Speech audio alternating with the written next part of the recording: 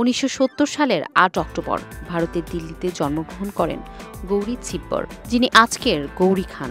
দিল্লির সাধারণ এক পরিবারের মেয়ে। তার সাহস কিভাবে হবে এক মুসলিম তরুণের প্রেমে পড়া? কিন্তু সেই তরুণ মুসলিম ছেলের অদম্য ভালোবাসা তাকে নিয়ে গেছে রূপকথার রাজ্যে।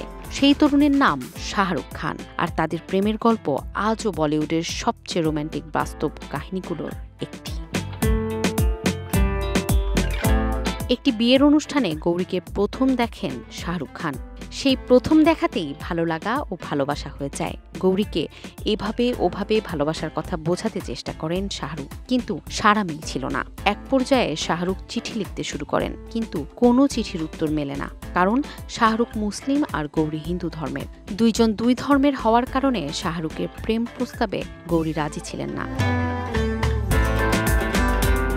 নাছোড়বান্দা শাহরুখ হাল ছেড়ে দেওয়ার পাত্র নন। একদিন গৌরীর বাড়ির সামনে না খেয়ে সারা দিন রাত দাঁড়িয়ে কাটিয়ে দিয়েছিলেন গৌরীর অপেক্ষায়। রাতে বৃষ্টি হয়েছিল, তারপরেও একটিও সরেন নাই।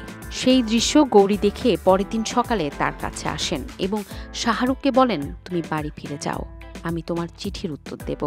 তখন শাহরুখ খান বাড়িতে চলে যান।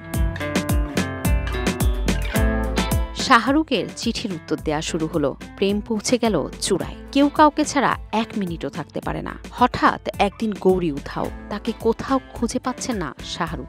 গৌরীর যত বান্ধবী বা আত্মীয় স্বজন আছেন সবার দ্বারে খুঁজেছেন, কোথাও খুঁজে পাওয়া যাচ্ছে না। শাহরুখকে না বলে সে কোনোদিন কোথাও যায় না। কিন্তু কেন এমন হলো?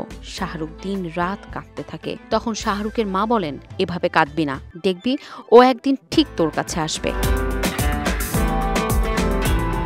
গৌরীর অপেক্ষার শেষ হয় না। একদিন শাহরুখ তার মাকে বলেন, আমাকে কিছু টাকা দাও, আমি একটু ঘুরে আসি। তখন তার মা তাকে কিছু টাকা দেয়। তারপর শাহরুখ ভাবতে থাকেন গৌরী কোথায় যেতে পারে। এভাবে খোঁজ মিলে মুম্বাই গিয়েছেন গৌরী। শাহরুখও ঠিক করেন মুম্বাই যাবেন, সেখানে গৌরীকে খুঁজবেন। ঠিকই শাহরুখ মুম্বাই যান। গৌরীকে খুঁজতে খুঁজতে হতাশ হয়ে পড়েন। কখনো মুম্বাইয়ের সমুদ্র পাড়ে একা একা বসে কাঁদতে থাকেন আর আল্লাহর কাছে প্রার্থনা করতে থাকেন। মুম্বাইয়ে শাহরুখের কেটে যায় অনেক দিন। হাতের টাকাও শেষের পথে। শাহরুখ সিদ্ধান্ত নেন দিল্লি চলে যাবেন, কিন্তু ভাগ্য তাকে গৌরীর সঙ্গে দেখা করিয়ে দিলেন। ওই দিনই গৌরী সমুদ্রের বিচে ঘুরতে আসেন। শাহরুখ দৌড়ে গিয়ে সকলের সামনে গৌরীকে জড়িয়ে ধরেন।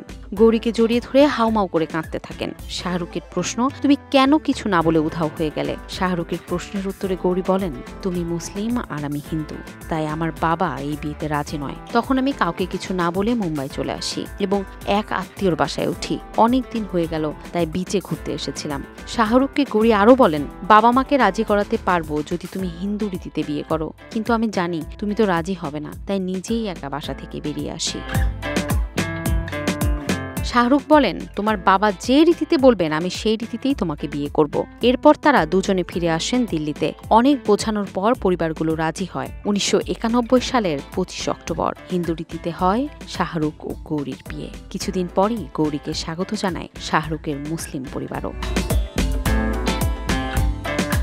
আজ সেই প্রেমের 30 বছরের বেশি সময় পেরিয়ে গেছে।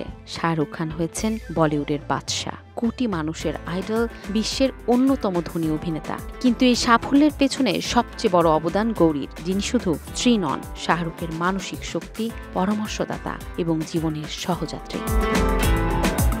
Dhaka Express desk report.